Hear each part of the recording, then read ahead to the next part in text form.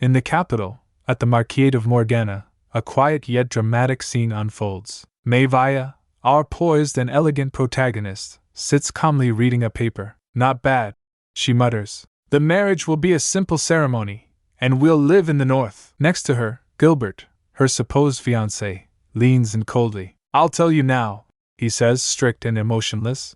There will be no room for luxury. Behave properly as the lady of the house. But Maevia, completely unbothered, smiles brightly and takes a bite of a macaron. Oh my! This place makes great macarons, she says. I should buy a few more. Gilbert watches her stunned. So the rumors about her being the queen of high society weren't lies, he thinks. Her shimmering hair, flawless skin. It's no wonder the crown prince once showed interest in her. Just a few days ago, at the imperial ballroom, someone even cried out to her, I shaved my head after hearing what you said. Gilbert still doesn't trust the rumors fully, but one look at her, and he can't deny, she does have a presence. He smirks. Maevia sips her tea and suddenly declares, all right, let's get married. Gilbert nods, smug. A wise decision. Not like you could refuse anyway, because of the contract. But then Maevia looks up, her eyes glinting. Who said I'm marrying you? Gilbert blinks. Huh? What do you mean? With a graceful smile, Maevia says. Not you. I'm marrying your father. Yes, you heard that right. Let's rewind. 300 years ago, the ancestors of two noble families made a strange, joke-like contract. They promised that one day, their descendants would marry. And just in case the age gap was too large, or the genders didn't match, they made the time frame very flexible. The contract was more than just a silly promise. The paper it was written on was enchanted. Even if thrown into lava or sunk into the ocean, it would always return. An unbreakable bond. Now Gilbert, red with frustration, slams the paper down in front of Maevia. This is completely absurd, he shouts. Look, it says if the contract is broken, misfortune will fall upon the family. But Maevia isn't the same timid girl anymore, because the real Maevia is gone. And in her place is someone else entirely. Miss Kimu, a woman from another world. A woman who already knows how this story ends. She knows the truth. Gilbert was the first son, adopted into the Grand Duke's family. The second son was Regan, a kind, powerful mage and the true protagonist of the story. But Gilbert, overwhelmed with jealousy and inferiority, chose a darker path. He became the villain. And 1 year later, he brought home a wife from a once prestigious family. That unlucky woman was Maevia. Her family, collapsing from repeated investment failures, couldn't say no when Gilbert threatened them using the ancient contract. She was trapped in a freezing northern estate, enduring a nightmare of a marriage. And as the cold days dragged on, she thought to herself, maybe it would have been better to never marry at all. But now the story's different. Miss Kim Woo revived Maevia's broken family, so much so, their vaults overflow with gold and jewels. And now she's rewriting the plot. Back in the room, Gilbert shouts, desperate. Maevia, why are you doing this? What have I ever done to you? Oh, my wrongdoing? She blinks, innocent. I'm just curious about your father. After all, he raised someone so wonderful like you. Holding up the ancient contract, Maevia tilts her head. And above all, your adoptive father is unmarried, isn't he? He fits the contract perfectly. She smiles sweetly, pointing to the clause. No restrictions on age, status, or other conditions. Gilbert is speechless. Damn it! There was something like that. What is with this woman? He panics. The Grand Duke, he's known as an old man across the empire. My lady, what do you want? Jewels? Dresses? Is being a Grand Duchess not enough for your greed? A sharp look flashes in Maevia's eyes. Is this because I'm adopted? Gilbert shouts. Are you looking down on me? Maevia calmly rings a bell. Sarah, please escort Lord Gilbert out. Gilbert stammers. I still have things to say. Oh, right, Maevia adds cheerfully. Give my regards to the Grand Duke. Gilbert storms out, fuming, while Maevia sits there smiling. Your father. You. Meanwhile, far away in the icy north, at the Grand Duke's estate of Kalakis, a lion, a wolf, and a snake lay curled up together. The wolf and lion doze peacefully. The snake slithers up the lion and whispers, Wake up! Hey, how long do you plan to sleep? A book slips off the face of the man snoozing on the sofa. The Lord of the North, Aedis Kalakis. His defining trait? Severe laziness. And Maevia? She watches from afar. Compared to Gilbert, she thinks, I'd rather deal with a demon king. For the past 10 days, Gilbert had been trying, and failing, to meet Maevia.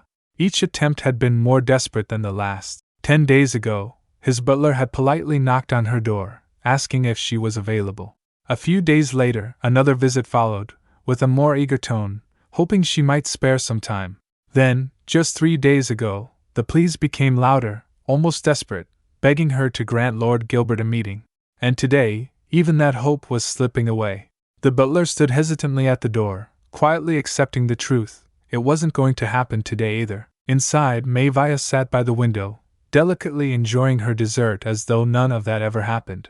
She looked peaceful, even elegant, letting the sunlight pour over her as if the world outside didn't concern her. Suddenly, her maid, Sarah, burst through the door, visibly upset and out of breath. She called Maevia's name with urgency, clearly holding something troubling in her arms. But Maevia remained calm, gently asking what the matter was. In her hands, Sarah held a large flower basket, Gilbert's latest gift. Her voice trembled with disbelief and anger as she revealed its contents: funeral chrysanthemums. To Sarah, it felt like an insult, a tasteless gesture with a message too bold to ignore. Maevia, however, didn't flinch. She softly reassured Sarah that there was likely no ill intent. Gilbert, she explained, was probably the kind of man who saw all flowers the same and simply picked white ones, thinking they looked pure. The thought made her smile faintly. Perhaps it was cluelessness, not cruelty. But Sarah wasn't convinced. To her, the issue wasn't just about flowers. It was about respect, or rather, the lack of it.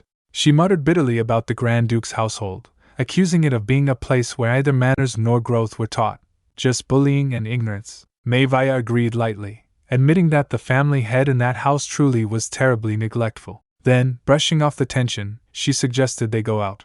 Instead of sulking in the room, she proposed a more extravagant plan: to spend every coin they had and not return until they did. Sarah, still fuming, agreed eagerly. But before they left, she made sure the bouquet would be handled properly. With clear disdain, she asked for it to be sent straight to the incinerator. Soon after, Maevia arrived at one of the capital's finest boutiques. The moment her presence was announced, the boutique closed its doors to the rest of the world. A sign was hung at the front: fully booked for the day. Everyone inside knew who she was and what that meant. As Maevia stepped inside wearing a delicate pink dress, the entire staff greeted her with admiration. She was more than a guest, she was someone to be honored. Maevia Morgana, the eldest daughter of House Morgana, carried herself with both grace and quiet power. She was soon joined by 3 other noble ladies. They gathered on the boutique's elegant sofas, chatting warmly. One of them, Charles Morgause, the eldest daughter of the 3rd Marquis of Morgause, took Maevia's hand with excitement. She was thankful for the invitation and confessed she had no idea what to wear to Monica's upcoming birthday. Maevia smiled gently, thanking her in return for coming along. Charles seemed relieved, visibly soothed just by Maevia's presence. The memory of last year's party still haunted her, when her outfit had been mocked in front of everyone. She had been humiliated, reduced to whispers and sneers. Maevia, sensing the lingering embarrassment, reached out and gently touched Charles's face. Her voice was kind but firm. This time, she promised, Monica wouldn't be able to say a word. She would help Charles choose something perfect. Overwhelmed with gratitude, Charles embraced her. To her, Maevia wasn't just a friend, she was her savior. But outside, the air shifted. Monica, the girl from last year's party, arrived at the boutique. Before she could even step inside, she was stopped at the door. A polite yet firm voice told her what she hadn't expected to hear. "We're sorry. Today's schedule is fully booked." At the boutique's entrance, Monica stood frozen in disbelief. She had always been told the doors were open to her at any time, so being turned away now felt like a personal insult. The boutique attendant tried to explain gently. Another customer had arrived earlier, and they were already fully booked. But before the conversation could continue, Monica's attention was drawn to a familiar voice coming from inside the boutique. Her eyes narrowed as recognition hit her. Someone dared to reject her. Furious, she pushed past the doorway. The boutique worker tried to stop her, stammering an apology and saying that another guest was already inside. Monica brushed it off confidently. Judging by the voice, it was probably just a friend. Her guess was right. Inside sat Maevia, calm and poised, surrounded by the other ladies. Monica Elaine, the eldest daughter of the 3rd Marquis of Elaine, greeted her with a sharp, expectant tone. Maevia returned the greeting coolly, implying there was no reason it wouldn't be fine for Monica to join them. The atmosphere turned a little tense. The other ladies greeted Monica, but Monica's focus shifted to Charles immediately. Her tone became cutting as she questioned why she was there. Even expensive clothes wouldn't help, she claimed. If someone lacked taste, better to wear a cheap outfit. Charles looked flustered but admitted softly that Maevia was helping her pick something appropriate. Maevia confirmed it. That was the plan for the day, but Monica wasn't about to be left out. Without waiting for agreement, she plopped herself between the two and insisted on picking an outfit for Charles instead. Charles tried to decline politely, but Monica pushed harder.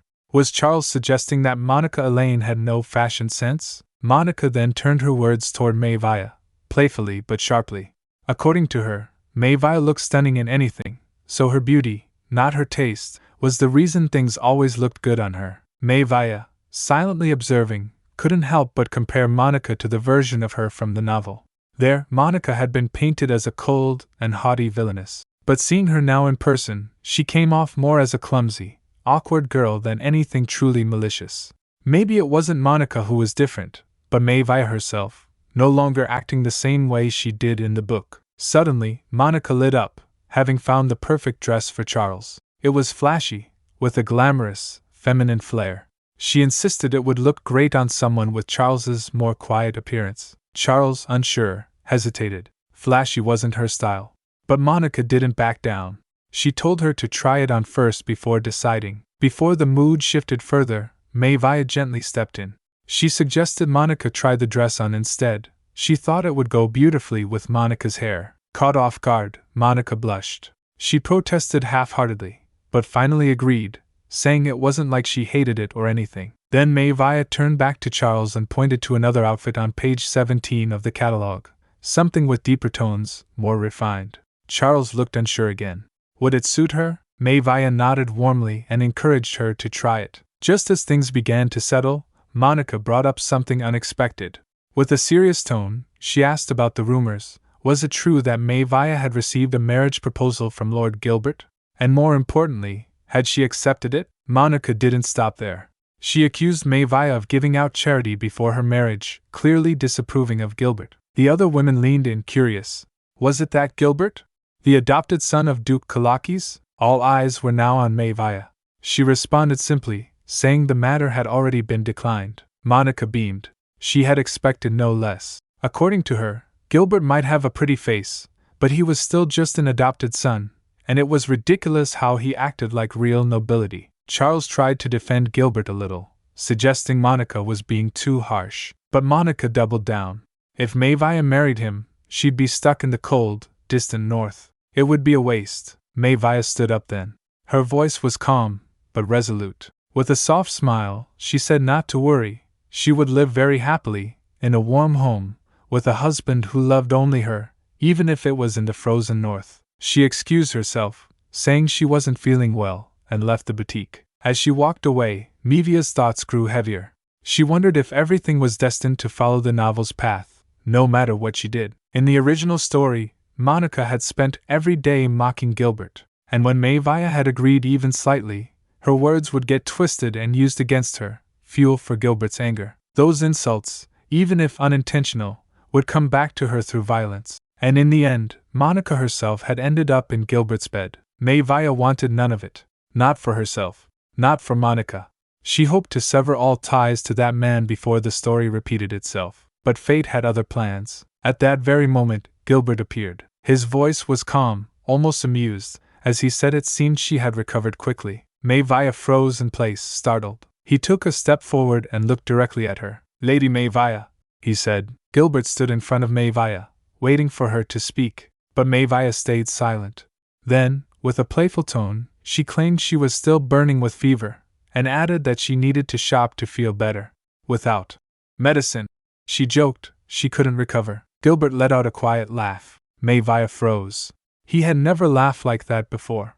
Meanwhile, Gilbert silently questioned if she'd finally lost her mind, though she'd never been very ordinary to begin with. Then, softly, he admitted his fault and smiled. He guessed she was trying to get back at him and accused her of wanting to see him desperate.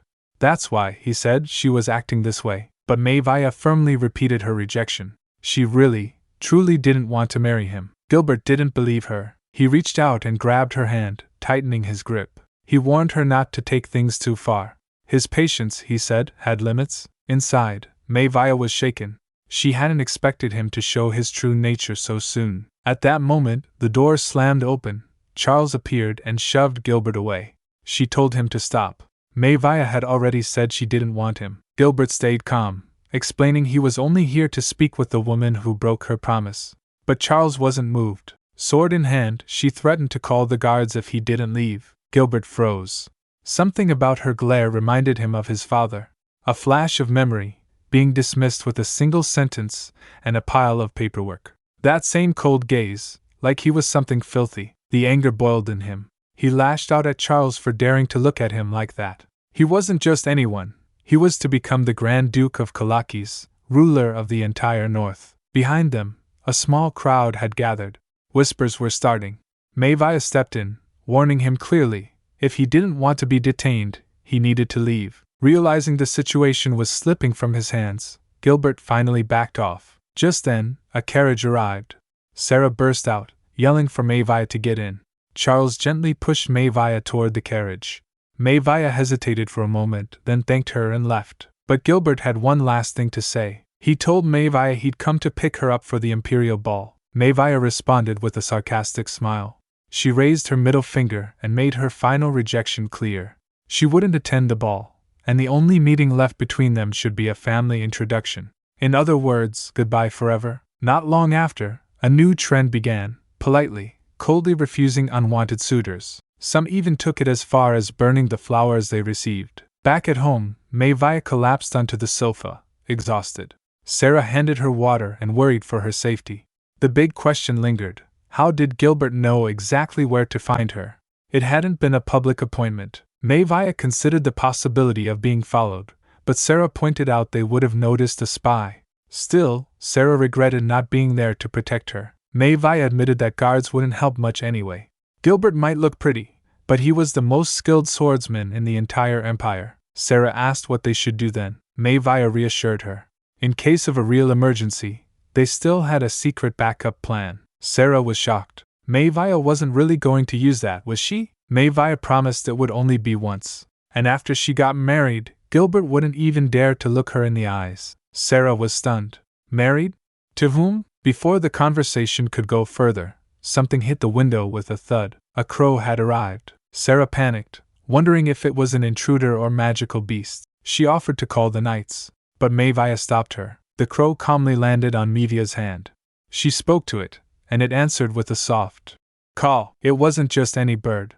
It was a magical beast, one of the Grand Duke's familiars. Far away, the Grand Duke himself was reading Maevia's letter. She hadn't asked him to marry her, she declared it. The Grand Duke sent the crow, Regan, on 2 missions, to find out what Gilbert was plotting, and to keep a close eye on Maevia Austin Morgana. Back in her room, Maevia couldn't believe it. The fearsome Grand Duke had such an adorable little magical beast in his service. At the Kalakis mansion in the capital, Gilbert's rage had reached its peak. A wine bottle smashed against the wall, glass scattering like his sanity. He collapsed onto the floor, gripping his head, shouting in frustration. The memory of Maevia's calm, fearless gaze haunted him. Who did she think she was, looking at him like that, rejecting him, a direct descendant of the Kalakis family? His breath quickened as he muttered to himself, clinging to his noble bloodline as if it gave him power. Outside the window, a crow silently watched as Gilbert's obsession spiraled. When his butler entered, quietly delivering a wrapped object, Gilbert snatched it with trembling hands. The expression on his face turned cold. It was over, he said. All of it. Maevia had made things far too troublesome. The next morning, the same crow that had witnessed everything now lay napping beside Maevia. She nudged it gently. The sleepy bird chirped in confusion, and Maevia simply smiled. Something interesting was about to happen. In her heart, her plan was clear. She had studied the girl's movements, understood her better than Gilbert himself. She was more certain than ever. This time, she'd use Gilbert. She'd use all of it. Fate, power, everything. Later, as she prepared to leave, Maevia stood beside her horse, Alyssa, brushing her mane with calm confidence. Sarah, watching nervously, asked if she'd really be okay. But Maevia had already calculated every step. She wouldn't let Alyssa get hurt, no matter what. Even when Sarah urged her to take a guard along, Maevia declined. An ordinary person wouldn't stand a chance against him, and bringing someone unnecessary would only make him more cautious. Mounting the horse, she steeled herself. This was the moment to settle everything, once and for all. Raven chirped worriedly behind her, but Maevia only turned to reassure him. He couldn't follow. She needed to do this alone. Then, with a quiet command, she and Alyssa galloped into the woods. But someone was already waiting. Hidden behind a tree deep in the forest, Gilbert stood silently, his fingers twitching near his sword. As soon as Maevia arrived, he stepped into view, startling her horse. He smiled, pretending his sudden appearance was nothing but a polite greeting. But his energy was tense, dangerous. He apologized with a mocking grin, but Maevia didn't play along. She asked him to step aside, calm and unbothered. He did not. Instead, he commented on her posture, asking if she'd taken riding lessons, as if that had anything to do with his true intentions. Maevia, unimpressed, pushed back. But Gilbert's mood shifted. He dropped the act and offered her something he called a chance to accept his proposal, to attend the ball with him. He warned her coldly, his father would never marry her. To the Duke, humans were livestock, tools to be used when needed and discarded when not.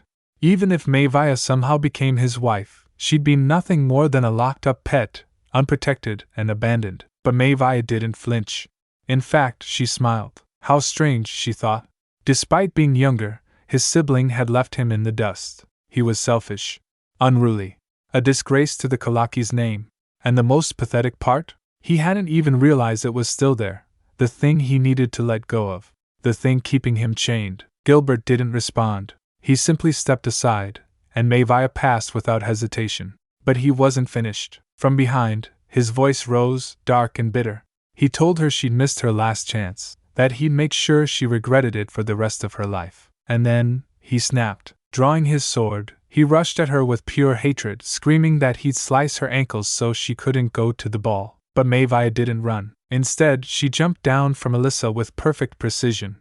The sword came down, only to be knocked away as she delivered a powerful kick straight into his chest. The blade flew across the field, landing far out of reach. Standing tall on her horse now, her expression sharpened. She had played polite.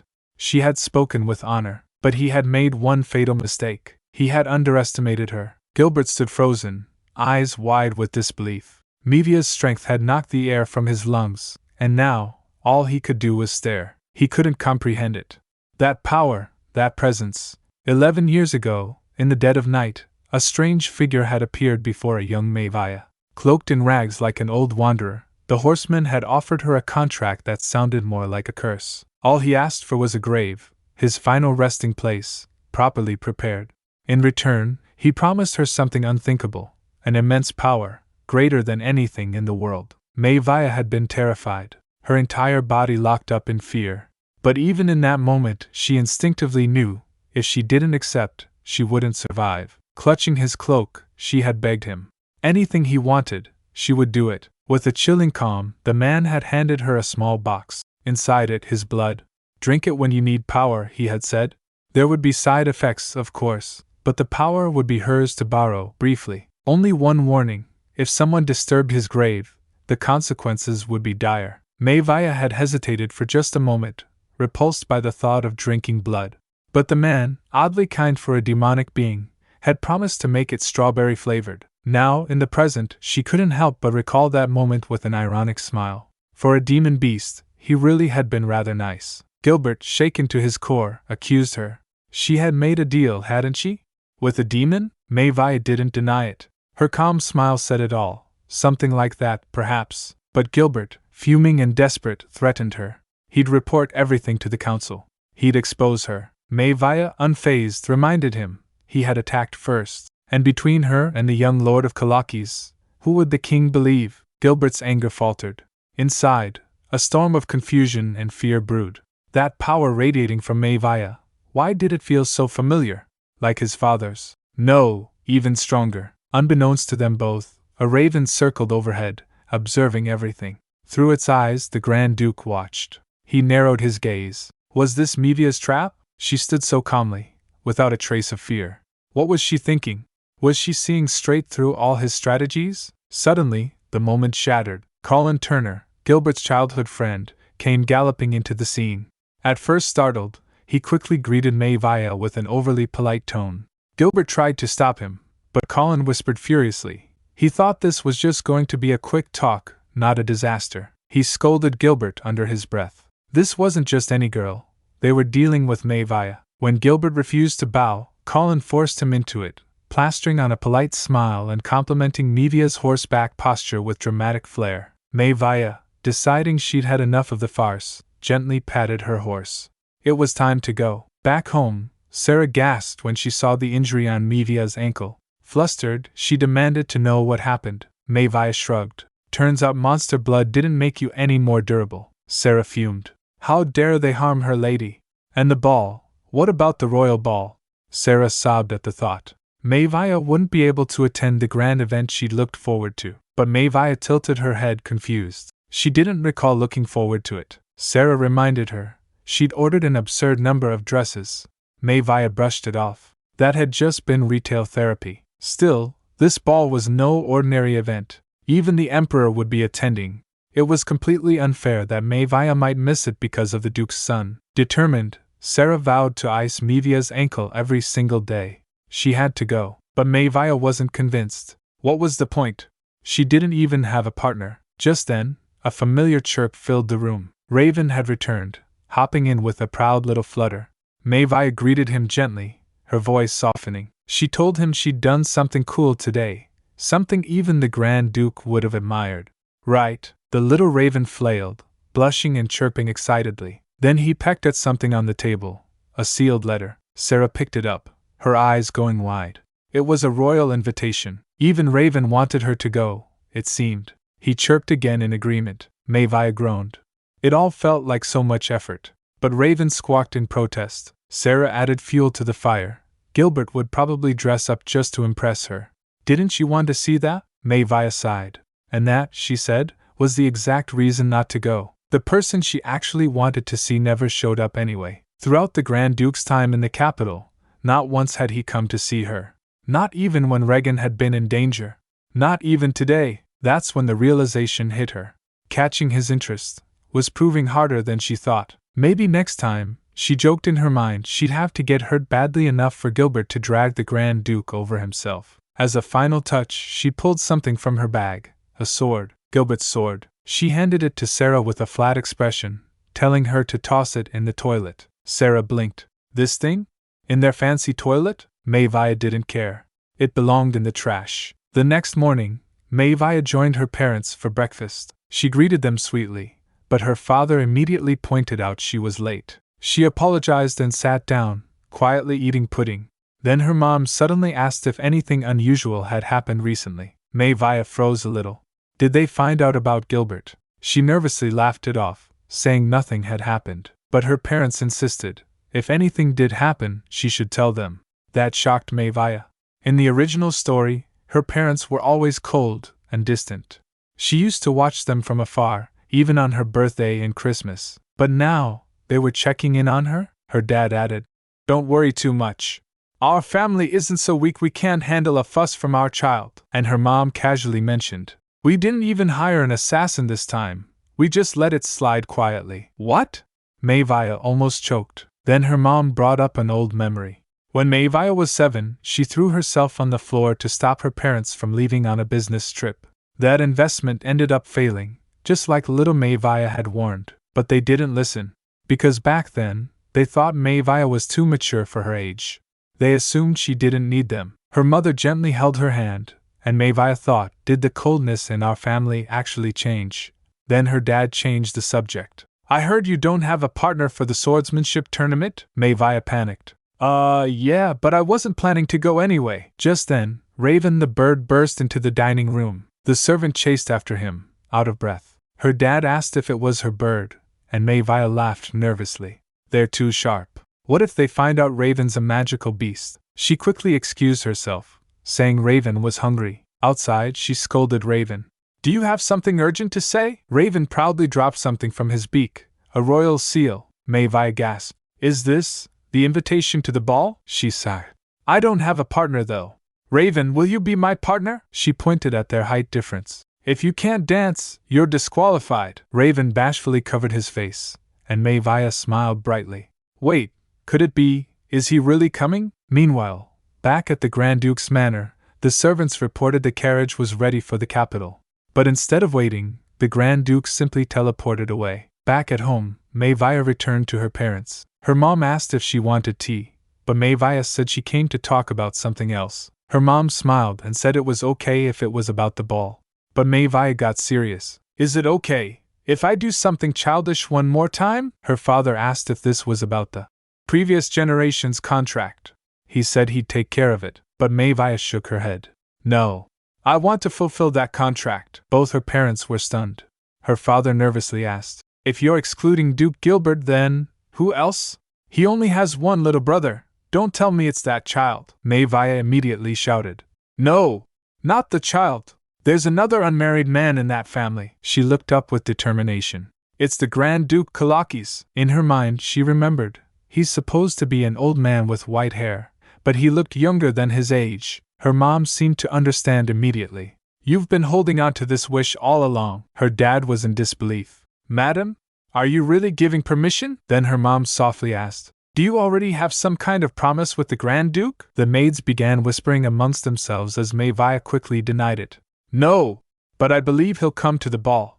I plan to speak to him there. Her mother nodded.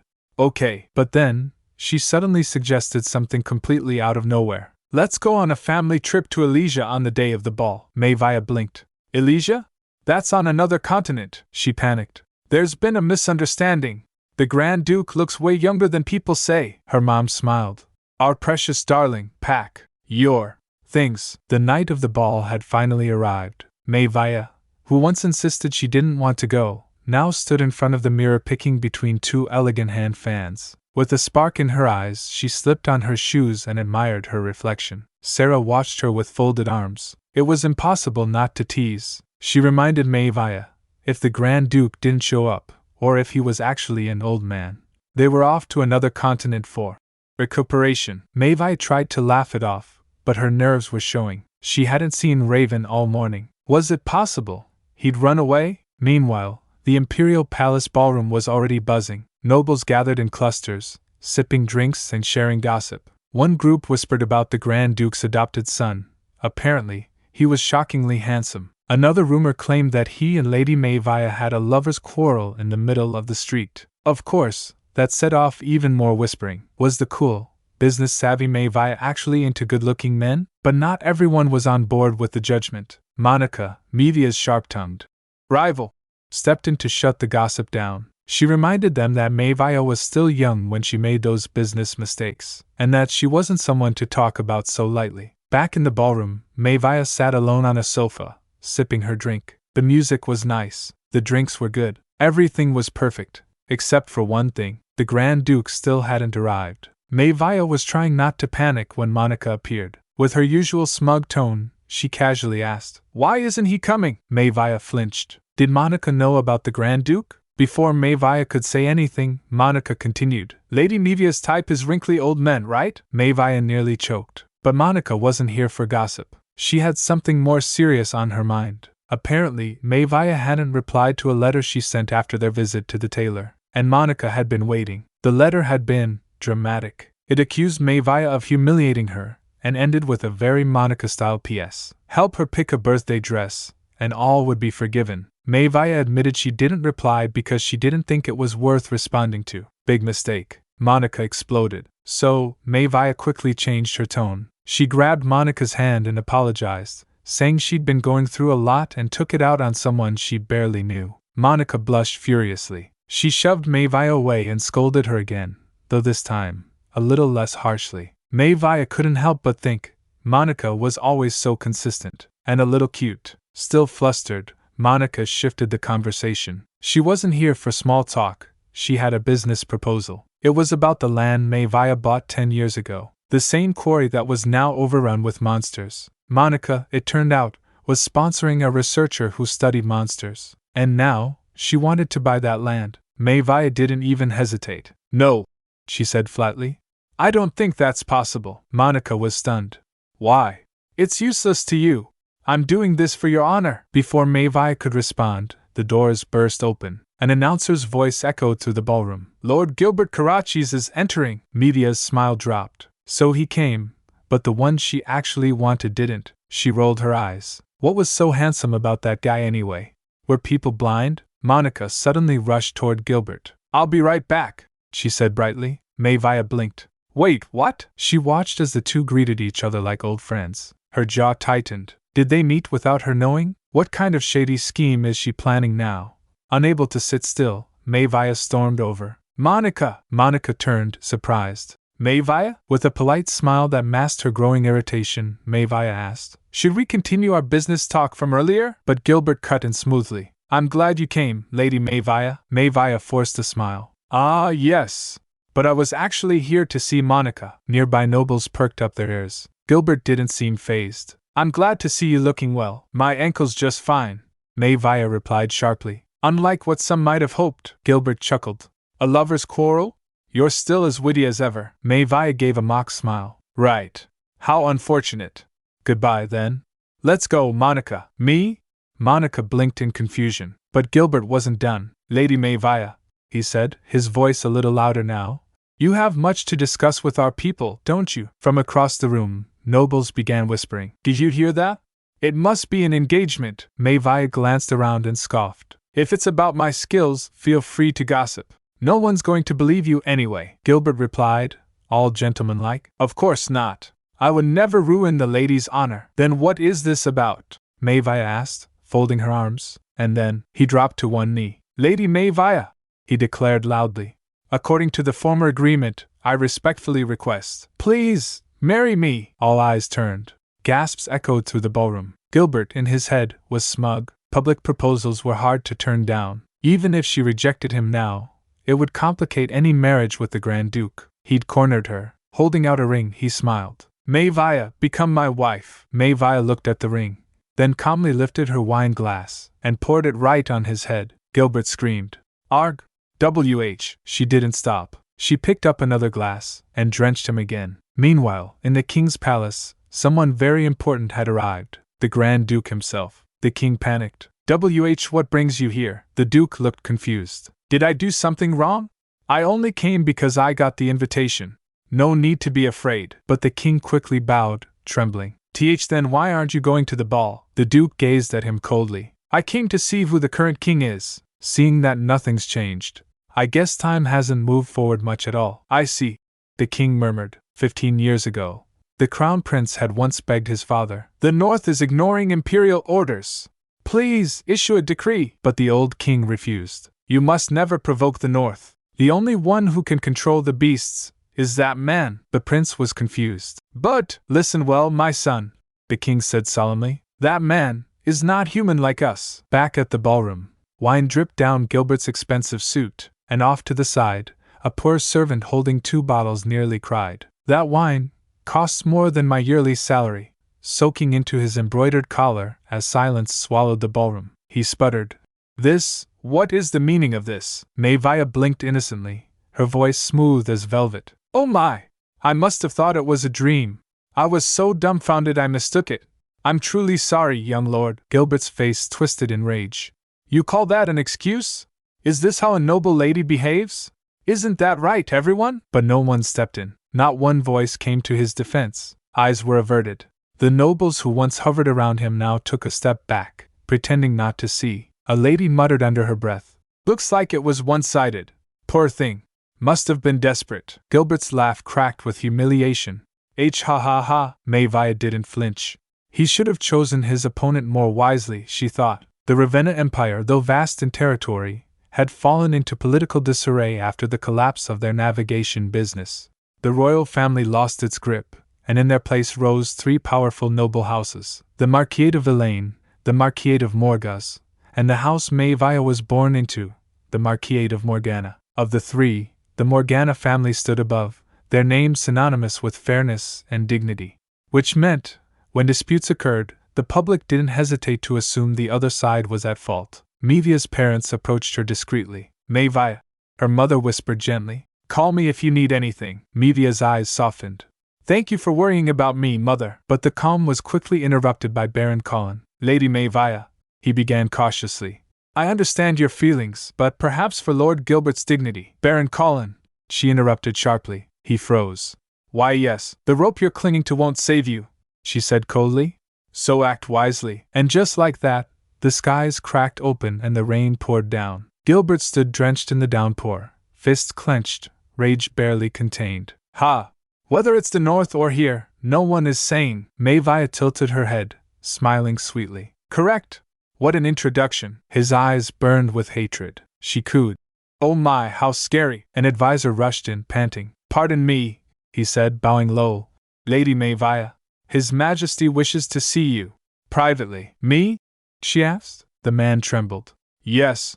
He's been waiting for you, all along. As she followed him through the palace gardens, the rain grew heavier. It's colder than monsoon season, she thought, teeth chattering. But the cold wasn't just from the weather. The advisor looked pale, anxious.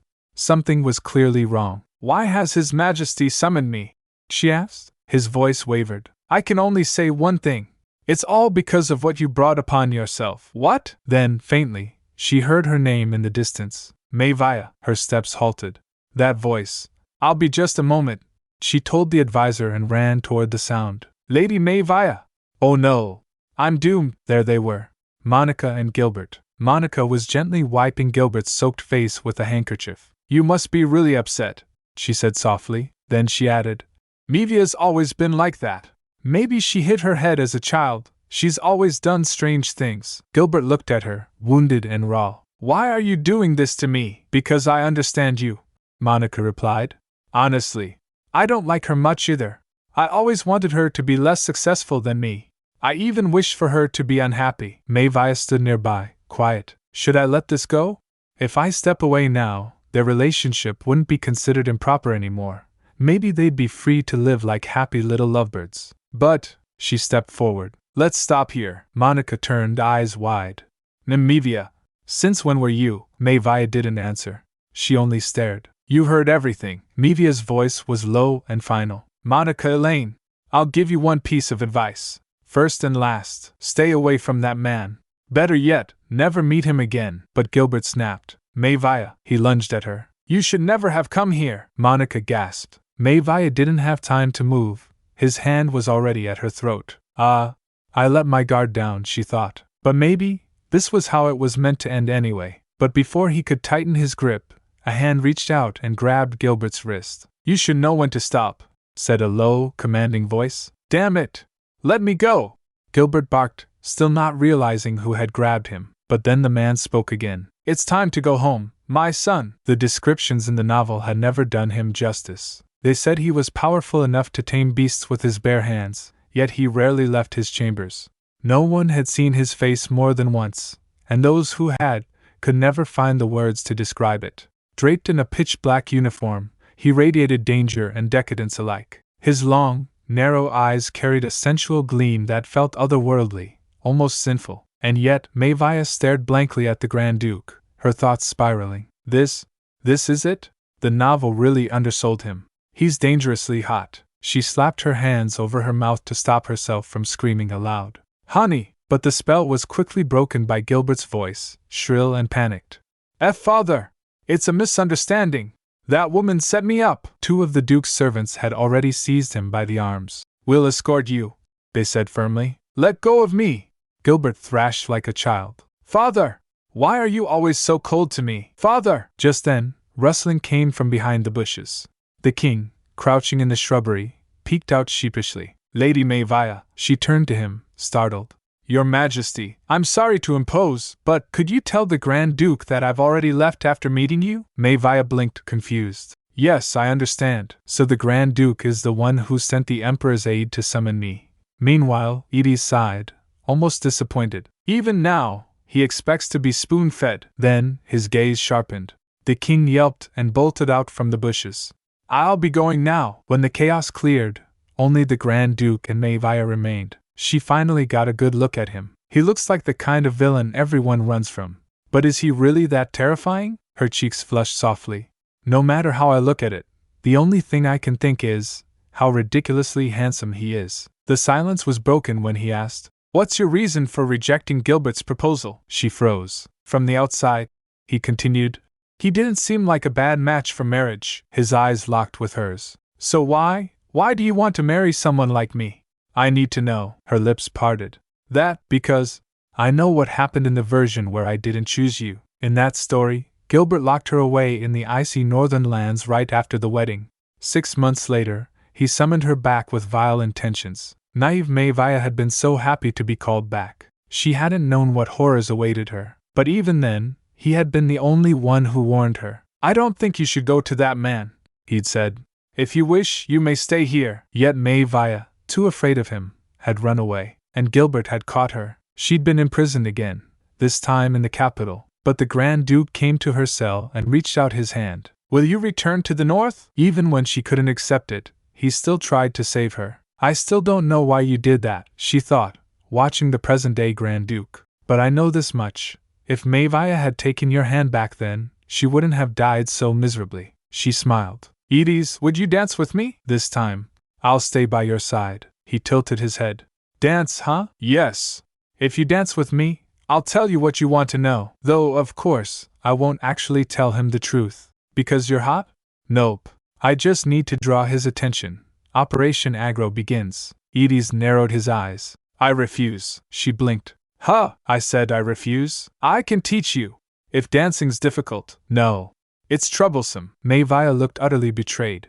But you said you were curious. Curiosity has now been overtaken by annoyance, he said flatly. I think I'll just head home. He started to turn. I could tell you the rest by letter, but that's troublesome too. So let's just end it here. A chart of his emotional state floated before her in her imagination. Anger 0. Boredom 99.8. Sadness 0. Joy 0. Curiosity 0.8. Maevia gritted her teeth. This guy is way more high maintenance than I expected. Since you've come all this way, wouldn't it be a shame to leave without enjoying the ball? I'm an introvert. He took a step. I'll leave now. She grabbed a corner of his coat. Wait, Grand Duke. Her voice dropped, shy. Aedis, she leaned closer, batting her lashes. I really want to dance, but I don't have a partner. As soon as she said it, regret slammed into her. I'm screwed. Flirting was a terrible idea. Aedis stared at her. Then, slowly, one song, would that be enough? She blinked. Huh! He reached for her hand. I asked if one song would be enough. Maevia's eyes widened. This guy, it worked. The grand ballroom shimmered with light as they stepped inside. The polished marble reflected the glittering chandeliers above, and elegant music carried across the air. Couples swirled across the floor in perfect harmony. Maevia and the Grand Duke joined the dance. Aedis moved cautiously, his steps not quite in rhythm. Maevia leaned in, her voice light but teasing. Your Grace, be careful. The floor's slippery. He let out a small chuckle. Sorry about that. I was terrible, wasn't I?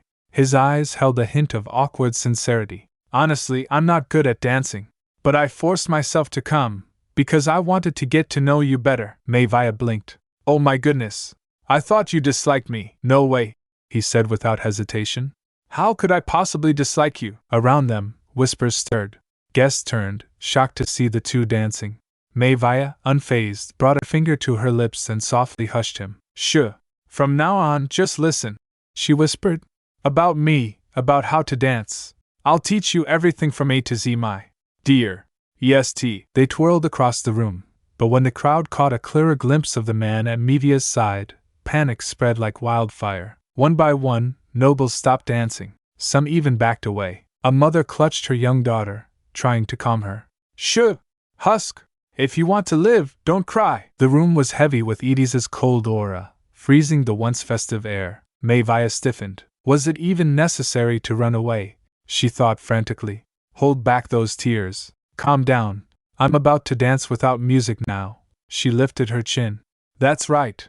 I can do it. And then, without music, without rhythm, with the whole room watching, they danced. She clung to Grace, her steps sharper, more determined. This is actually making me more competitive, she admitted to herself. Whispers returned, but with awe instead of fear. Oh my! I was wondering why Lady Maevia would dance with someone like that, murmured one noblewoman.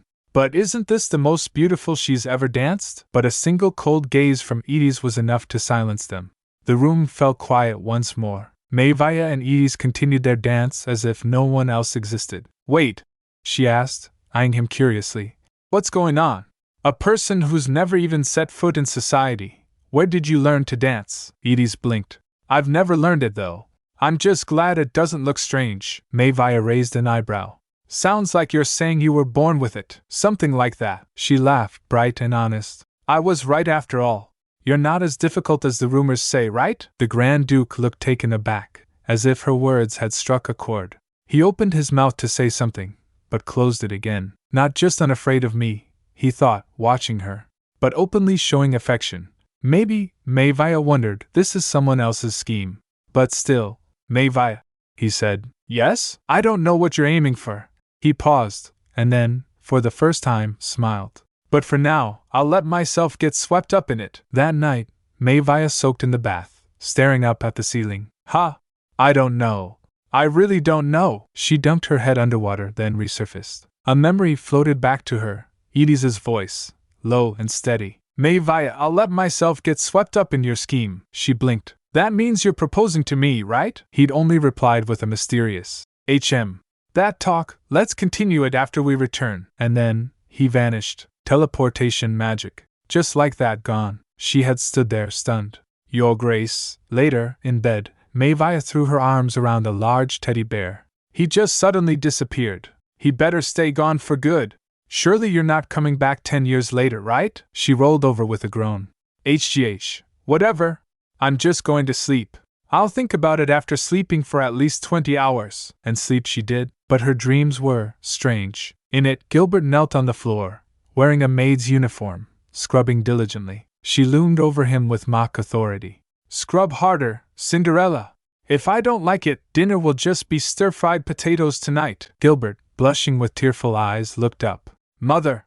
Please, not just potatoes. She shot up in bed, eyes wide. Morning. Maevia knelt on the floor, vomiting. Sarah held her hair back, concern etched on her face. How much did you even drink? It's not because of the alcohol. Maevia groaned. First, wipe your mouth. Sarah sighed, handing her a wet towel. Should I just tell His Grace to come back later? Maevia's head snapped up. Wait, the Duke is here. He's waiting for you in the drawing room. Maevia, eyes barely open, shuffled into the room. Aedis sat there, elegant as ever. She plopped down beside him. Your Grace, unless it's urgent, maybe you could. After disappearing like that yesterday, what's he doing here at dawn? She yawned inwardly. I'm so sleepy I could die. Maevia, he said suddenly. Yes? Please call me Aedis. And speak casually too. Maevia blinked. I can't do that. My mouth's too rough, so I usually have to wrap my words nicely. Aedis smiled. Then I guess there's no choice. He snapped his fingers. A shimmering light spread across the room. A magic circle appeared beneath them. Maevia's blood ran cold. What the? A magic circle out of nowhere? No way. If he eliminates the one he's supposed to marry, it's a breach of contract. That's cheating. Wait a minute! She yelled.